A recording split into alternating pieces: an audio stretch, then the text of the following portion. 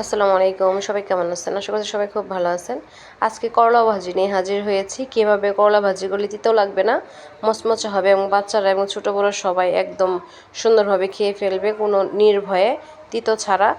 সেই নিয়ে থাকছে আজকের ভিডিও। তার জন্য এখানে আমি করলা যেটাকে বলে ছোটো ছোটো, সেটা আমি কেটে নিয়েছি পাতলা স্লাইস করে, সাথে একটা আলু দিয়েছি, সেটা একদম পাতলা করে কেটে নিয়েছি। কেটে ধুয়ে আমি পানিটা ঝরিয়ে রেখেছি। এখানে একটু পানি রাখা যাবে না। আবার অনেকে লবণ দিয়ে হাত দিয়ে কষলিয়ে রাখে, সেটা করলে তিতোটা আরও বেশি বের হয়। আর এখানে আমি কোনো লবণই আগে ইউজ করব না। আর ওইদিকে একটা প্যান বসিয়ে দিলাম, সাথে কিছু পেঁয়াজটা একটু বাড়িয়ে দিলাম, যতটুকু আমার লাগবে তার সাথে একটু বেশি দিলাম। করলা ভাজিতে পেঁয়াজটা বেশি দিলে ভালো লাগে। এখন আমি পেঁয়াজটা বেশি ভাজার দরকার নেই। এই পর্যায়ে আমি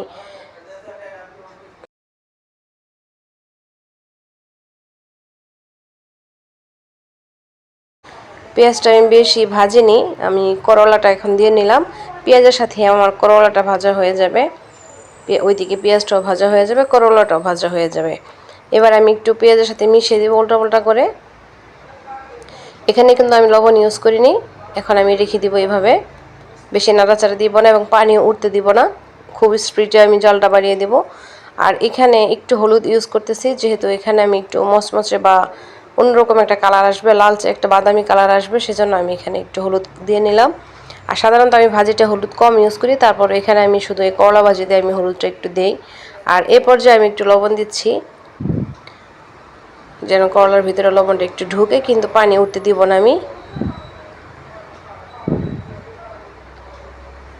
আর সবসময় খেয়াল রাখবেন করলা থেকে যেন কোনো পানি ছেড়ে না দেয়, তার আগে যেন ভাজাটা হয়ে যায়, তাহলে আপনার করলা ভাজিটা তিতো লাগবে না। আর যারা করলা ভাজিতে লবণটা ইউজ করে, এটা একটা ভুল প্রসেস, যে আগে লবণ দিয়ে মাখিয়ে রাখে, তাহলে তিতোটা আরও বেশি বের হয়, আমি অনেক দেখেছি।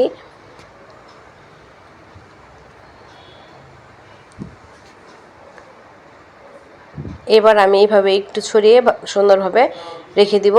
এক সাইড হয়ে গেলে তারপর আমি আবার নাড়াচাড়া দিয়ে নেব। এইভাবে আমি এক সাইড হওয়ার জন্য রেখে দিলাম।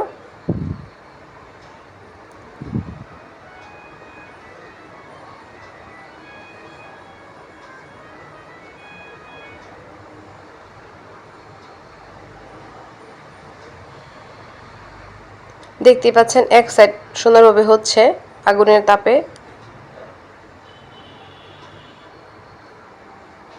এই পর্যায়ে আমি দুই একটা কাঁচামরিচ একটু ভেঙে দিব। অনেকে ইউজ করে না, তারপর আমি একটু দিচ্ছি, যেহেতু এখানে আলু দিয়েছিলাম। ঝালটাও বের হবে না, অথচ কাঁচামরিচের একটা ফ্লেভার আসবে। ভাজিতে সাধারণত কাঁচামরিচের ফ্লেভার থাকলে ভালো লাগে।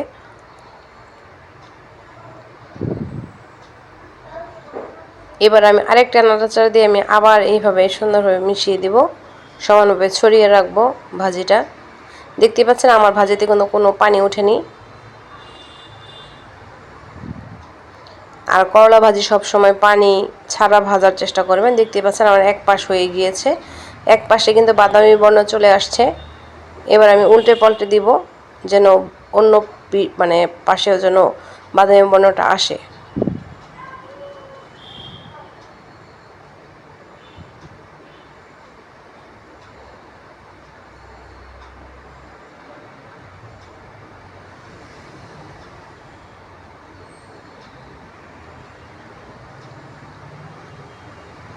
দেখতে পাচ্ছেন আমার কিন্তু কোনো পানি ছেড়ে দেয়নি।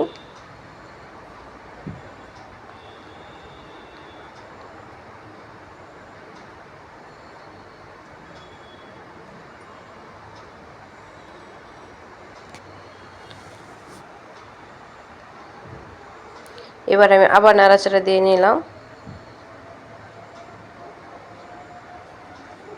এখানে আমার আরেকটু লবণ লাগবে, তার জন্য এখন আরেকটু লবণও দিয়ে নিলাম।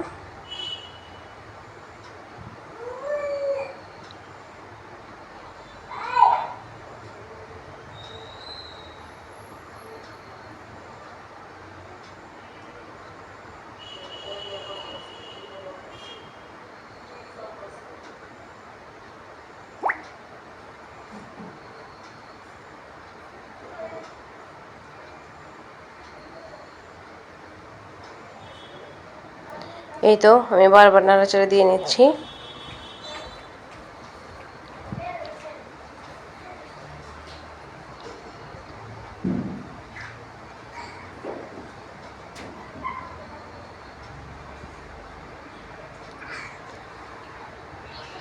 এই পর্যায়ে একটু বারবার নাড়াচাড়া দিয়ে নেবেন যেন তলায় আবার লেগে না ধরে, ভাজাটা যেন সুন্দর হয়।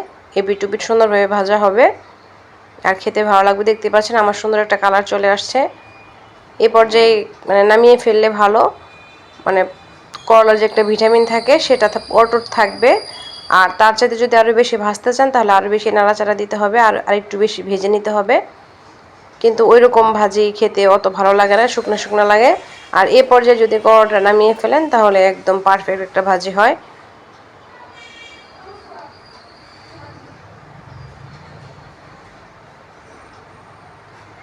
দেখতে পাচ্ছেন মাশাআল্লাহ কত সুন্দর হয়েছে কালারটা। আশা করছি রেসিপিটি স্টেপ বাই স্টেপ ফলো করলে একদম পারফেক্ট একটা করলা ভাজি আপনারা বাসায় করে ফেলতে পারবেন। একদম তিতো হবে না, বাচ্চারাও খেয়ে ফেলবে একবার অনায়াসে। আর সাথে আমি একটু লাউ শাক ভাজি সেটাও শেয়ার করলাম। এখানে গাছ থেকে একদম টাটকা লাউ শাক নিয়েছি। লাউ শাকটা নিয়ে আমি সিদ্ধ করে যে পানিটা ছিল সেটা আমি ঝরিয়ে দিব এখন। আর লাউ শাক ভাজার এটা একটা নিয়ম যে যে পানিটা থাকে সেটা ঝরিয়ে রাখলে তাহলে সুন্দরভাবে মানে পেঁয়াজ এবং তেলটা লাউ শাকে ঢুকে তারপর সুন্দরভাবে ভাজাটা হয়।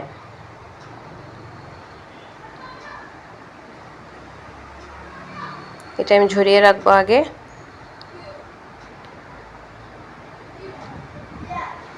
এবার একটা প্যানে তেল এবং কাঁচামরিচ দিয়ে নিলাম। একটা প্যানে তেল এবং পেঁয়াজ কাঁচামরিচ দিয়ে নিলাম। এটা মোটামুটি আমি ভেজে নেব।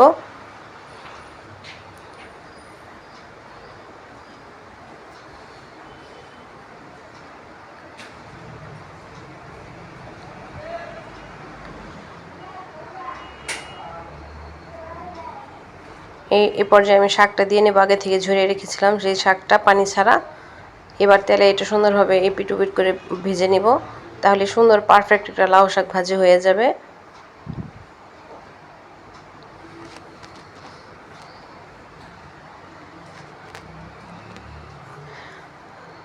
আর রোজার মাস যেহেতু লাউ শাক থাকলে ইফতারে বা ভাতের সাথে খুবই ভালো লাগবে।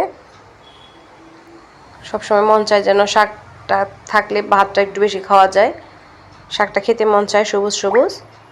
আর এইভাবে শাকটা আগে যদি পানি ঝরিয়ে রাখেন তাহলে শাকটা একদম সবুজ থাকবে আর খেতেও খুব ভালো লাগবে।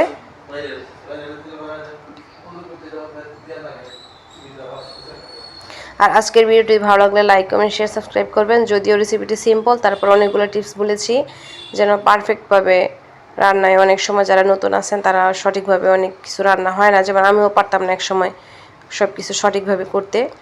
আমার যতটুকু জ্ঞান ছিল আমি সেই টিপসগুলো আপনাদেরকে দিয়েছি। আশা করছি আপনার কাছে অনেক অনেক ভালো লেগেছে।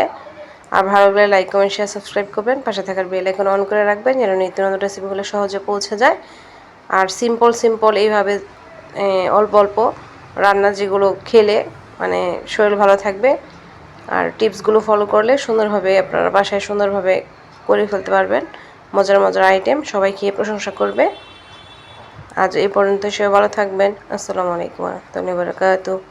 আল্লাহ হাফিজ। Take care everybody.